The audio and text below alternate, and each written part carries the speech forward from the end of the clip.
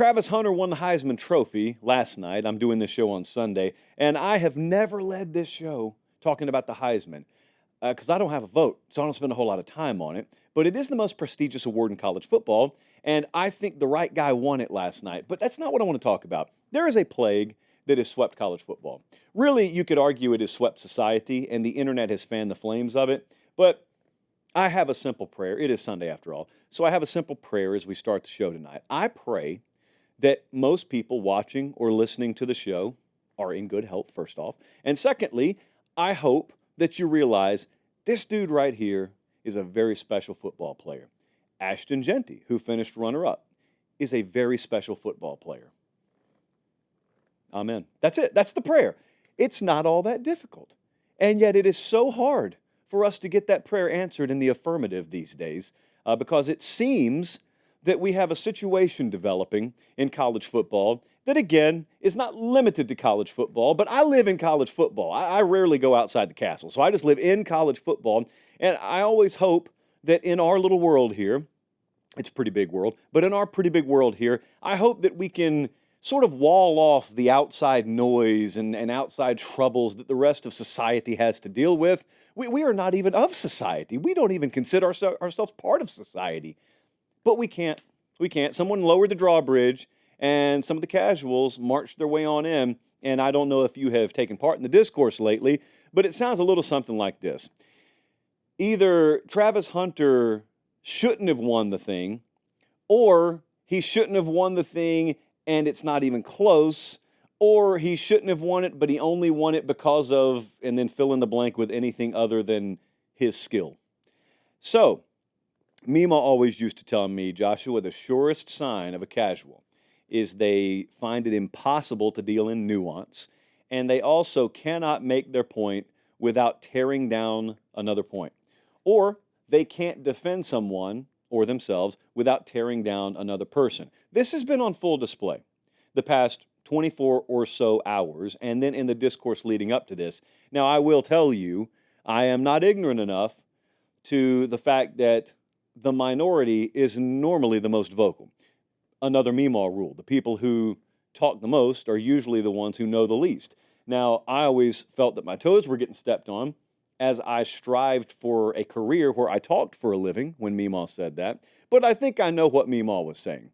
And she's right, as she often was in her day. If you think that Ashton Jeanty should have won this award, I've got no problem with that. I went and saw him in person this year. G5 Josh, after all. I went and saw him in person this year. If you didn't see him in person, you certainly saw him on TV. One of the best players that we've seen in that position in several years. Outstanding player.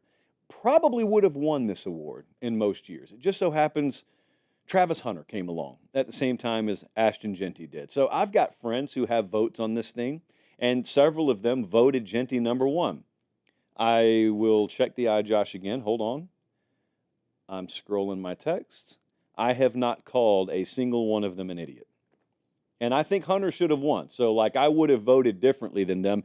But I haven't called a single one an idiot. I'm also checking to make sure I don't think that I have torn down Ashton Jeanty's character. I don't think I've belittled his resume. I don't think that I've called into question bias. I just differed in opinion with them. Mildly. Not severely, mildly. Some took it a step further. And some have gone as far as to say, not only should Jeanty have won, shouldn't have even been close. Not just that, your sanity is called into question. Your integrity is called into question. If you voted Travis Hunter, number one, and you have to be in on it, you know what the it is, right? Actually, I hope you do, because I don't know what the it is. It's got to be some ulterior motive. There always is one, after all. It's impossible in the year of our Lord 2024, in sports or in life, for someone to have a different opinion than you based on logic. It's got to be something more. There's got to be something more there. It's got to be a bias. It's got to be glazing. It's got to be someone's been bought and paid for. You got to be a shill for something. You know, you've got the internet. You've got a social media account. You see all this. So it is my opinion that Travis Hunter should have won this. It is my opinion that many, many years past, had there not been a Travis Hunter, Ashton Jeanty would have won this award. I mean, I could go back, and I'm not a Heismanologist, but I could go back several years, several seasons, and I can think of several of them where Jeanty would have been better than whoever won it that year. But that's not how the award works. So I am here to humbly suggest one thing to you, and that is I think the right guy won. I wouldn't have thrown a big fit about it had the other guy won. I think both of them were very deserving. However, there is the plague of casuality that has swept America. College football has not been immune, and that plague is, and it's not even close. That might as well be the plague. We need to acronym it, but that might as well be the plague. There is no nuance. There is no both guys were really good. There is no, yeah, even if this guy's a 10, we got to acknowledge this guy right here is a 9.5. No, it's this dude's a 10, this dude's a 0. It really, really started in the American sporting discourse, at least as far as I observed it, when we got into the whole Jordan LeBron thing. And it was never, dude, both of them were insane. It was always, dude, Jordan was trash. He could never survive in this era. Or LeBron never would have been able to deal with those defenses. And I was always just sitting over there in the barbershop. Yes, you heard me right. I was always sitting over there saying, hey, I can barely spell basketball, but aren't both of them pretty good? And here I am now caught up in it. I'm caught up in the world of Jordan LeBron, except it's swept. It never stays contained.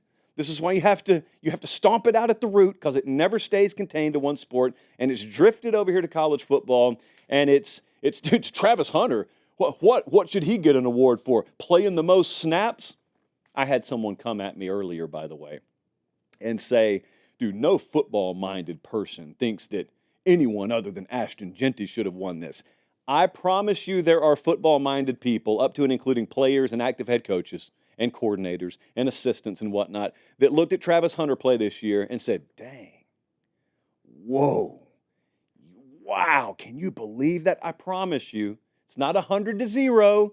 It's not all on one side, none on the other. Again, that nuance word, just keep it in mind. There are layers to this. There is logic to be applied. It's not in one line. It's not in one tweet. There are arguments to be had both ways. But to be ignorant enough, for lack of a better term, to think that there was a slam dunk here, one way or the other, and if it didn't go your way, then there has to be something ulterior in play, is just it's casuality. It's casualness. I haven't used that word a lot this season, by the way, because I thought we beat it to death a little bit too much, and so we inserted it into the college football mainstream, and then it got carried away a little bit, so I've backed off on it. But when do we use it if not tonight? If you're telling me that Travis Hunter does not belong in the conversation of the most outstanding player in college football, and they give an award out for that called the Heisman, and he won it last night, but if you're telling me not only should he not have won, it's not even close, it's casual. You're just casual. Remember, this is the third Meemaw rule of the night already. Remember, smart people can say casual things. Casual people rarely say smart things. So it could be that you've just gotten caught up. I'm listening to a whole lot of, oh man, he only got it because of the Deion effect. Hey, false. Could I insert an alternative point of view?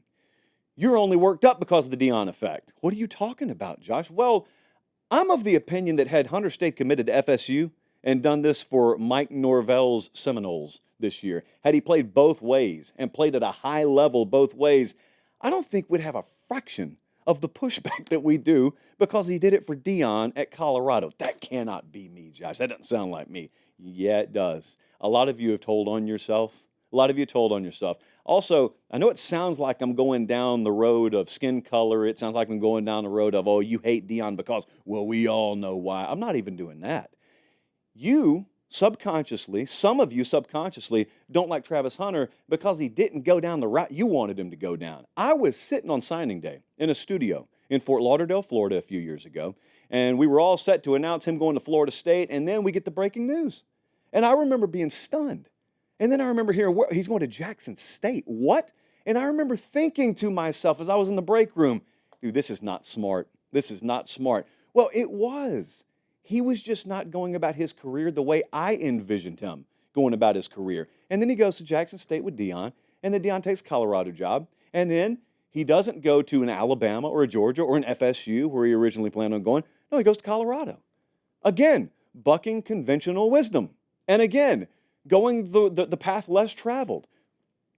But there's only one of one when it comes to Travis Hunter's career. So really, to a kid like that, there is no convention. There is no 15 different ways he's tried it in prior lifetimes, and then he's going to go. There's one. He's got one shot.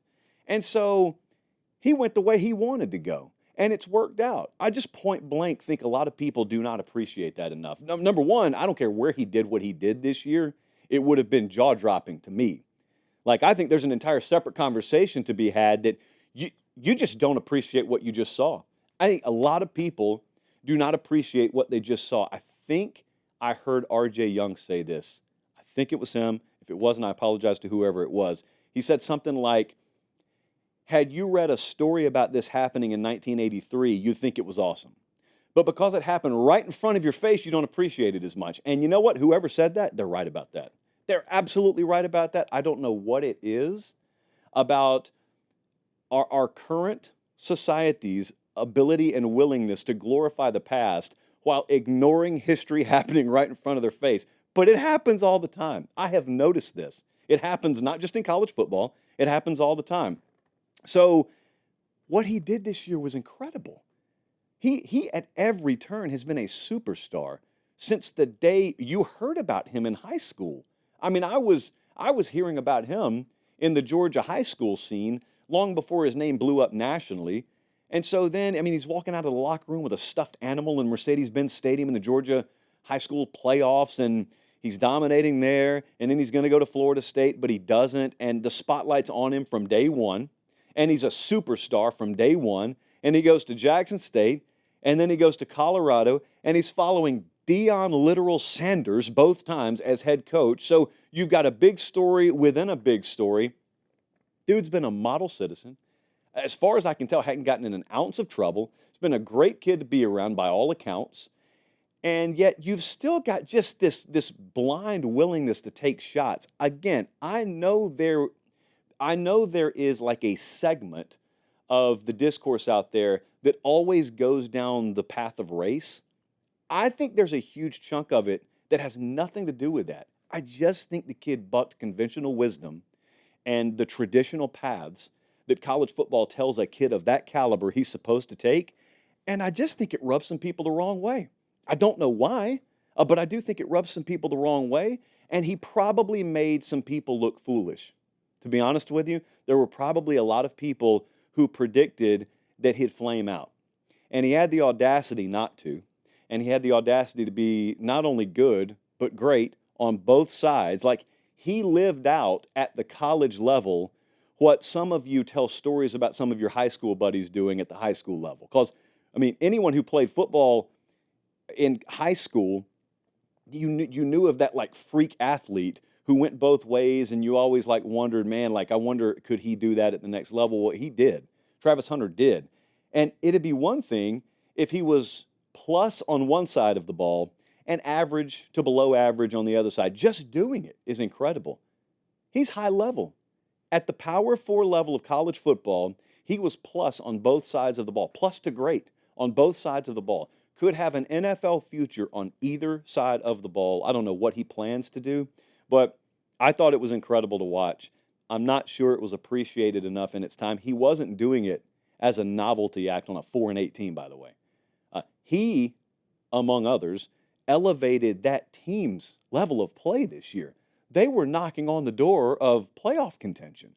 They were knocking on the door of playing for the conference championship until the final week of the season. So I don't care if you think Jeanty should have won the thing. That's fine.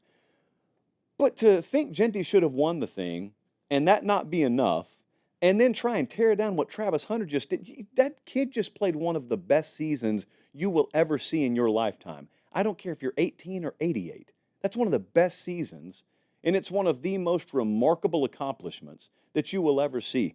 To do what some guys occasionally have, like, broached in the past, no one's done that. We haven't seen anyone do this. And sometimes when someone does something for the first time, it ushers in a wave, which is not a bad thing.